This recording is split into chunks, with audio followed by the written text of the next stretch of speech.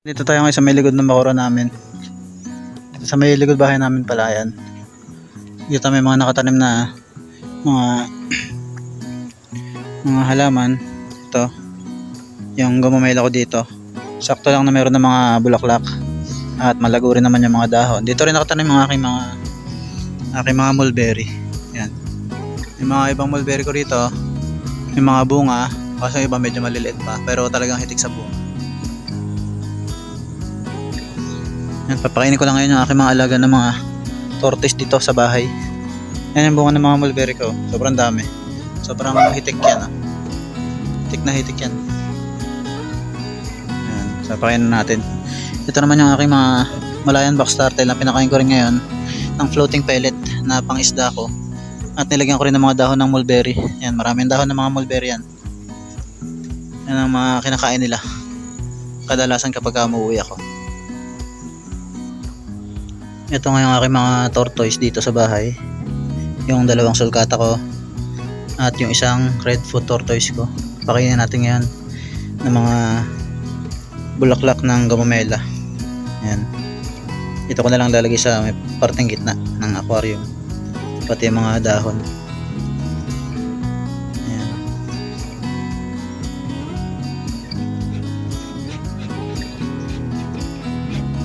Yan, at kumakain na nga yung aking red foot tortoise. Siya yung unang kumain ng bulaklak ng gumamela.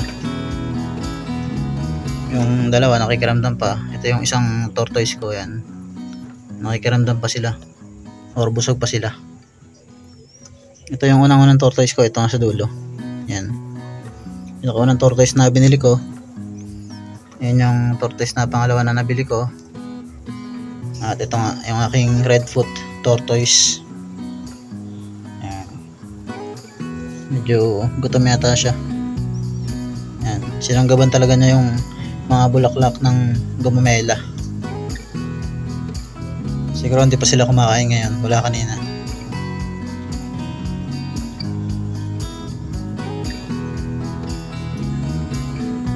So ito nga, para mas makita nyo ng mas malinaw yung kanilang pagkain nitong bulaklak ng gumamela. Lalo itong aking alaga na red foot tortoise. Yan, medyo basa yung mga bulaklak ng gumamela, gawa nga ng bagong ulan kanina lang. At yun na nga yung isa kong tortoise. Mukhang kumakain na rin siya. Yan. Kumakain na rin siya ng dahon ng mulberry. Yan. So yan ang aking mga alaga ng mga tortoise dito sa bahay.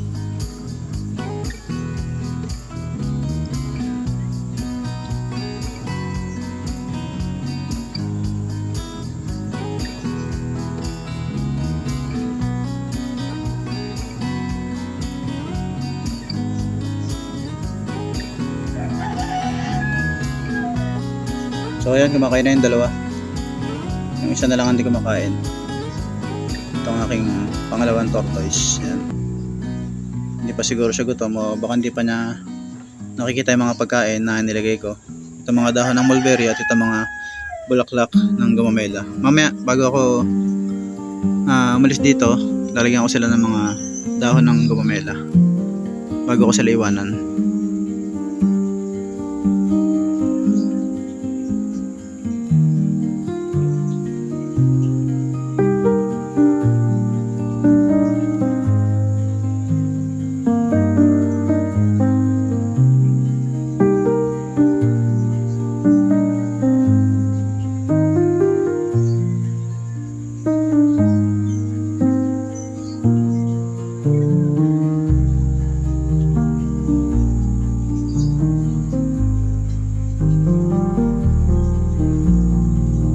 At nakita na nga niya yung iba pa ng mga bulaklak ng gumamela na inilagay ko. Nilalantakan na rin niya yung iba pang mga bulaklak ng gumamela. Itong aking red foot tortoise. So yung nangyari nga pala sa kanyang shell ay yung nag-alaga sa kanya na una ay hindi marunong mag-alaga ng ganitong klase mga tortoise o pagunga ang tawag nila, pero actually ito ay tortoise. Iba nga ang turtle sa tortoise. Yung una nag-alaga nito ay hindi nga marunong, kaya yung aquarium nito ay nilagyan ng tubig. Buti na lang yung tubig na inilagay ay hanggang parteng kalahati lang ng kanyang katawan, o lagpas lang ng konti dun sa kanyang parteng paa. Makita nyo naman kung gano'n siya katakaw. Yan, ganyan siya kumain ng bulaklak ng gumamela.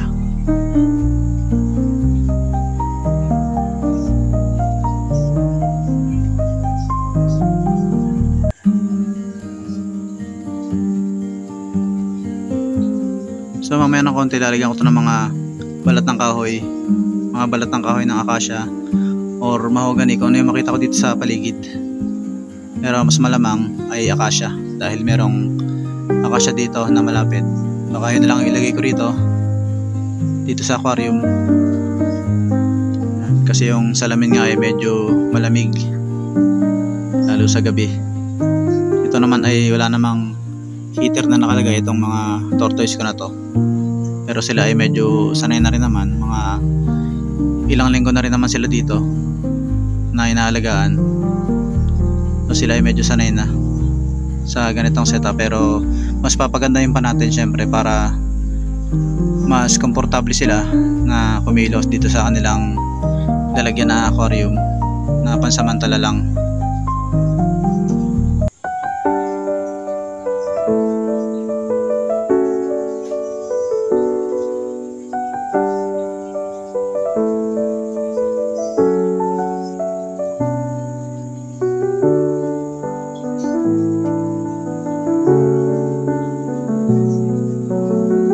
Sobrang takaw nitong aking redfoot tortoise. Siya talaga yung makakaubos ng bulaklak ng gumamela na inilagay ko.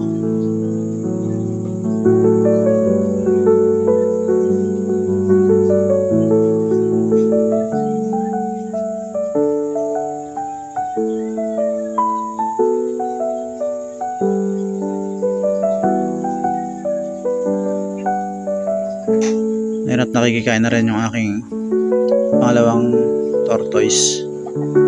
Nakikikain na rin siya ng dahon ng mulberry dito sa kanilang pansamantalang aquarium na lalagyan. Mamaya lalagyan ko pa ng mga bulaklak ng gumamela para makakain din yung mga sulcata tortoise ko.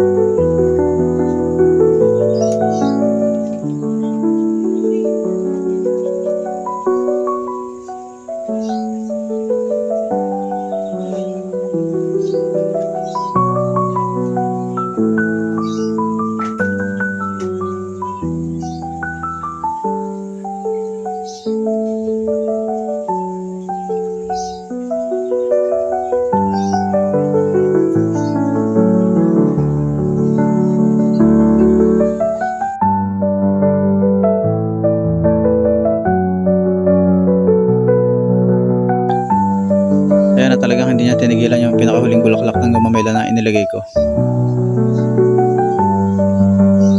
Nilalantakan pa rin niya yung pinakahuling bulaklak ng gumamela.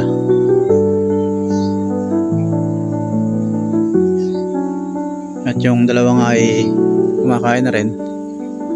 Yan, nakakain na rin sila ng mga dahon ng mulberry. Ito mga dalawang sulcata ko mga kateknik.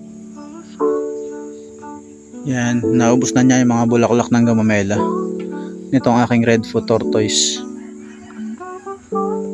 Pero mamaya dadagdagan ko pa rin to ng mga bulaklak ng gumamela dahil medyo may mga bulaklak pa naman na natira.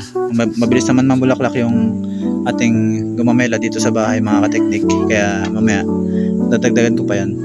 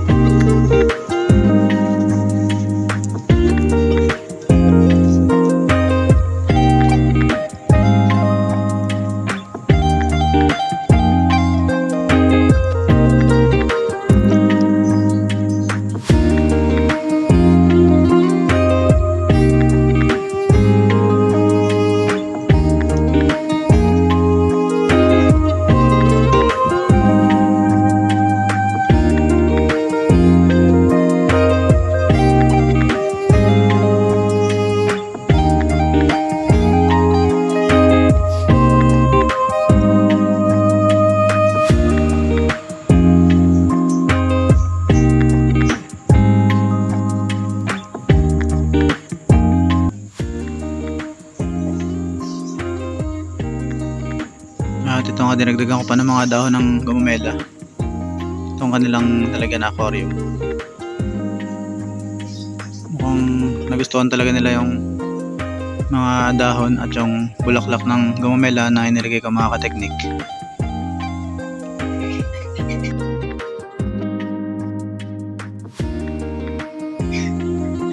Yung isa nga hanggang ngayon kumakain pa rin, oh, yung aking redfoot tortoise.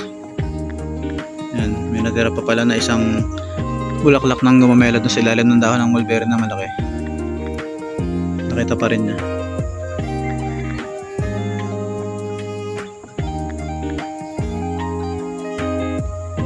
So hanggang dito na lang muna mga kateknik. Sana masubaybayan nyo yung aking pag-aalaga ng aking mga tortoise hanggang sa kanilang paglaki. Maraming salamat nga pala sa mga bagong subscribers. Yan.